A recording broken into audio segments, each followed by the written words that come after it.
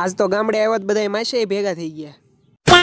તો સવારમાં તૈયાર થઈ ગયા છે જવાનું હતું ગામડે શું કામ જવાનું હતું એ કન્ટિન્યુ વ્લોગમાં બન્યા રહેજો એટલે ખબર પડી જાય. A few moments later. તમને ખબર હોય તો ફટાફટ કરી જો કોમેન્ટ કે આ કઈ નદી છે. આવી ગયા છે એ ગામડે ને આ જોઈ લો મારું નાનકડું એવું ઘર. તડકાનો કાળો ન પડી જાવ એટલે મોઢે રૂમાલ બાંધીને નીકળી ગયો માસાઈના વેહવાળમાં. અહીંયા આવ્યો હતા નાની ટિંગર વેજને હાસવાનું કામ આપણને સોંપી દીધું. પછી તો બધાને લઈને પૂગી ગયો દુકાને ભાગ લેવા.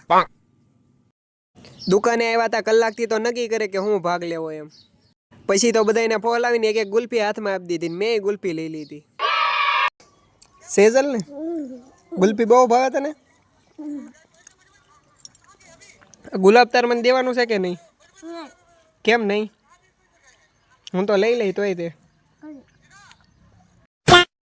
અહીંયા આવ્યો હતા મહેમાન આવી ગયા હતા પણ અહીંયા આપણું કાંઈ કામ હોય નહીં એટલે પૂગી ગયા રસોડે.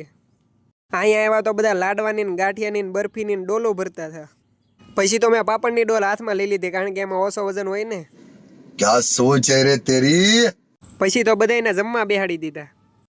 2-3 કિલો પાપડ મોકલાવું મારા વાલા. અચ્છા. બધાએ જમી લીધું પછી હું માસે બે જમવા બેસી ગયા. પછી તો ગાડી લઈને નીકળી ગયા ગારિયાધાર તરફ. એમાંય જેસર પૂગ્યા હતા એવો વરસાદ અંધાર્યો ને કે એમ લાગતો ગારિયાધાર પૂગવા નહીં દે. એકવાર વરસાદ અંધાર્યો છે અને બીજી બાજુ ગાડીમાં પંચર પડી ગયું. તો મિત્રો ઘરે પૂગી ગયો છું ને આજ તો બહુ થાકી ગયો છું. હજી કાલનો વિડીયો તે એડિટ કરવાનો બાકી છે. તો તમને વિડીયો કેવો લાગ્યો એ કોમેન્ટ કરીને જણાવી દેજો.